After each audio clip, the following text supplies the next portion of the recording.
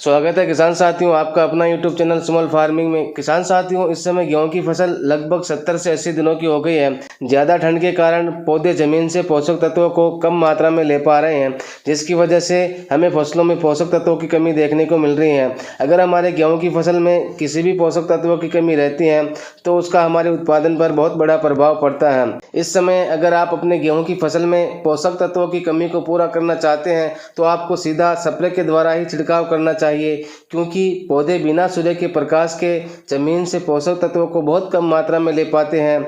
इस समय गेहूं की फसल में पोटास की कमी ज़्यादा देखने को मिलती है। इसलिए अगर आपने गेहूं की बिजाई के समय पोटास का प्रयोग नहीं किया है और आपकी फसल में पोटास की कमी दिख रही है तो आप इस वीडियो में बताए गए तरीकों से अपनी फसल में आसानी से पोटास की कमी को पूरा कर सकते हैं, क्योंकि पोटेशियम पौधे का एक मुख्य पोषक तत्व है जिसकी आवश्यकता बढ़ती जा रही है। खेतों में भी पोटास का भंडार खत्म होता जा रहा है। पोटेशियम की कमी की वजह से पौधा पानी और अन्य पोषक तत्वों का कम उपयोग कर पाता है, जिसकी वजह से खेतों में जल भराव, फसलों में सूखे, पाले और अन्य रोग अधिक मात्रा में देखने को मिलते हैं। गेहूं में पोटास की कमी आपको निचली पत्तियों पर देखने को मिलती है।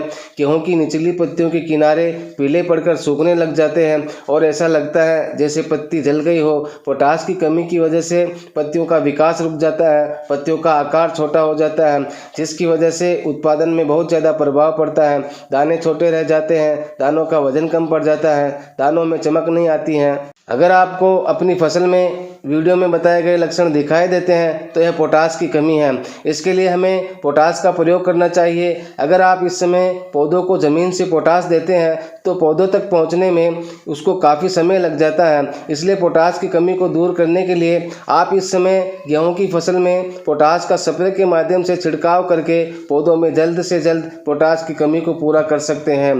पोटास की कमी को दूर करने के लिए आप MOP यानी कि म्यूरेट ऑफ पोटास, जो अपना 50 किलो का बैग आता है जिसमें 60% पोटास होता है, इसकी 1 से 2 किलोग्राम मात्रा 150 से 200 लीटर पानी में मिलाकर प्रति एकड़ के हिसाब से स्प्रे करके फसल में पोटास की पूर्ति कर सकते हैं। इसके अलावा आप चाहें तो NPK 0050, जिसमें 50% पोटास और 17.5% सल्फर पाया जाता है, जिसका 5 ग्राम प्रति लीटर पानी के हिसाब से घोल बनाकर स्प्रे करने से भी पोटास की पूर्ति हो जाएगी।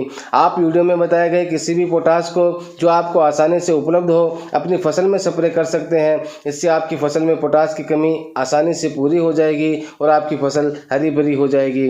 उम्मीद है किसान साथियों, आपको मेरे द्वारा दी गई जानकारी अच्छी लगी होगी। अगर अच्छी लगी हो तो इस वीडियो को लाइक कर दीजिए और इस वीडियो को दूसरे किसान भाइयों तक शेयर जरूर कर दीजिए।